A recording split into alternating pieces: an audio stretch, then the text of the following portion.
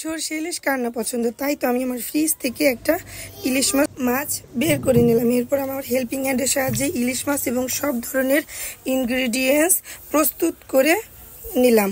এই তো আমার ইলিশ মাছের সাইজগুলো দেখতে পাচ্ছেন।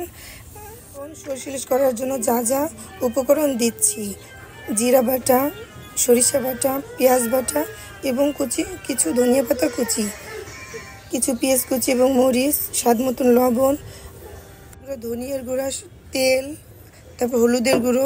এখন আমি আমার কড়াইটা বসিয়ে নিলাম। এরপর যে যার মাছের পরিমাণ অনুযায়ী তেল নেবেন। আমি আমার মাছ অনুযায়ী তেলটা দিয়ে দিলাম কড়াইতে। আমি এখন একটা তীরের সরিষার তেল ব্যবহার করলাম। এরপর কিছু পেঁয়াজ কুচি ঢেলে দিব।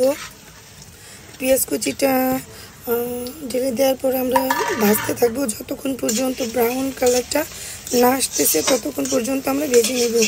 এরপর এর ভিতর কিছু পেঁয়াজ বাটা, তারপর হচ্ছে গিয়ে জিরা বাটা, তারপর দিয়ে দিব সরিষা বাটা, 1 চামচ হলুদ বাটা নিব,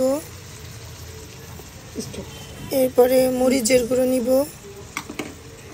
এরপরে 1 চামচ ধনিয়ার গুঁড়ো নিব। আমি আমার ইচ্ছে মতো স্বাদ মতো লবণ নিলাম। আমি কাঁচা লবণ খাই না, তাই সরষে বাটা একটু বেশি লবণ নিলাম। এরপরে এটাকে নাড়াচাড়া দিয়ে যতক্ষণ না পর্যন্ত মশলার উপরে তেল না উঠতেছে, ততক্ষণ পর্যন্ত মশলাটা আমরা নাড়িয়ে নেব। এরপরে দিয়ে দেব মাছের স্লাইসগুলো। এখন মাছটা দিয়ে দেওয়ার পরে দেখতে পাচ্ছেন একে একে মাছগুলো দিয়ে দিচ্ছি। এখন মাছগুলো একটু উল্টিয়ে দিব, এই পাশে মশলাগুলো সুন্দরভাবে ঢুকে যায়।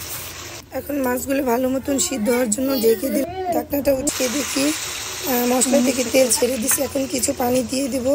কিছুক্ষণ পরে ধনিয়া পাতা দিয়ে দিলাম। এটা আপনারা স্কিপ করতে পারেন, এটা আমার হাজব্যান্ডের ভালো লাগে, তাই আমি আমার ধনিয়া পাতাগুলো দিয়ে দিলাম। এই তো আমার মাছটা এখন রেডি। আমি মাছটা এখন ঢেলে নিব। ঢেলে নেওয়ার পরে তো আমার সরিষা ইলিশ রেডি। আপনারা আপনাদের মতন তৈরি করবেন। আলহামদুলিল্লাহ, আমার সরিষা ইলিশ রেডি। আমি আমার মতন তৈরি করেছি। আল্লাহ হাফেজ।